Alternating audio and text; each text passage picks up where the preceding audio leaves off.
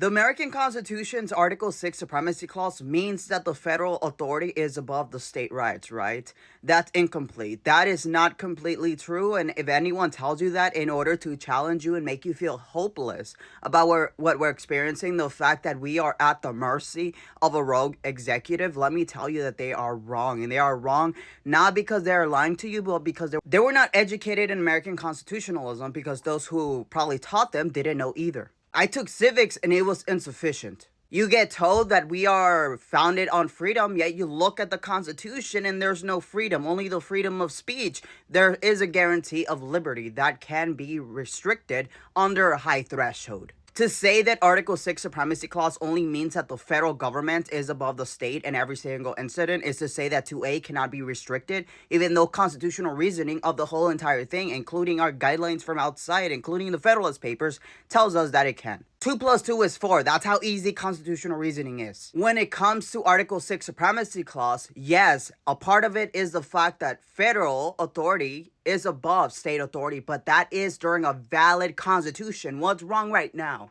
What's wrong right now is that a state is not dissolving the Constitution. It is the executive. When the executive dissolves constitutional supremacy, that means that it loses value. It becomes nothing. It becomes void. And when that happens, all provisions fall apart, including the need for federal approval of secession. How do I know this? I have an international law background. This is the same provision that we use in order to sign treaties and tell the international community, you cannot do anything to us because the Constitution is the law of the land. Not even the DOJ, not even the president, not even Congress can change the fact that the Constitution is above the executive, is above the judiciary, is above Congress, is above the people, and no one but the Constitution, Article 5, can change a power shift. What this means is that the federal government is only above the state authority when the Constitution is valid. When they are dissolving constitutional principles and not abiding by it, then it is optional. Why? Because the executive is not above anything else.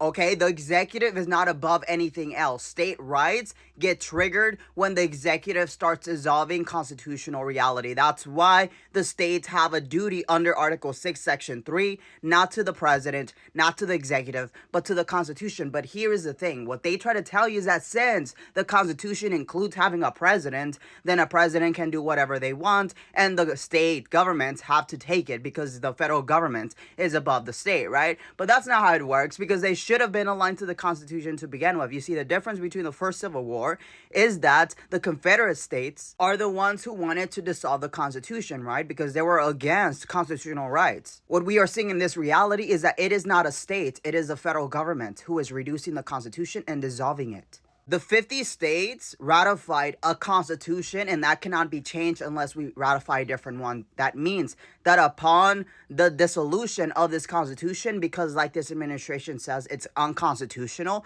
that means that the states become free agents. The fact that people who love the status quo cannot understand the fact that we have a supremacy that is above anything else, and when that is questioned, which is when the Senate said that they didn't have to impeach someone who harmed the Constitution in accordance to Amendment 14, Section 3, when the courts gave him immunity, when all of these things happened, that means that our Constitution not only is insufficient, but it's also weak. It's weak because we allowed for the subversion of the Constitution by an executive. And in reality, then it doesn't matter that traditionally speaking, it is that the federal government has more authority than the state government, because that's only tradition. Tradition is not maximum law. Maximum law is what we produce in the international law realm in order to ensure that Americans cannot be touched by international justice. Why? Article 6 Supremacy Clause. Not because a government says so, but because it says it in our Constitution. Nothing, including the president, can be above the Constitution. And when it is, that means it has fallen. And when it has fallen, we are no longer bounded by the social contract that is being broken by the federal government. Now, do you understand? Not that complicated, huh? A lot of people are just really focused on that status quo of, but I was told that the federal government is above the state authority. Yes, when the Constitution is valid. But obviously, they're breaking it, right? They're breaking it and dissolving it. So let's stop acting like they're playing by the rules and get that mentality up. Learn, relearn, and unlearn. Because I see a lot of Americans just cowering in the back, really unsure what to do because they think that they have no actual strategy to use. But we have to use maximum power like the other side is doing. But you think that we cannot do things because the other side says that we cannot. The fact is that the federal government is dissolving the Constitution, which means that the states gain more rights. The fact that you're scared of maximizing on that is a different story. That's a story of you being a coward. But ultimately, knowledge does not agree with you that the states are powerless against this federal government.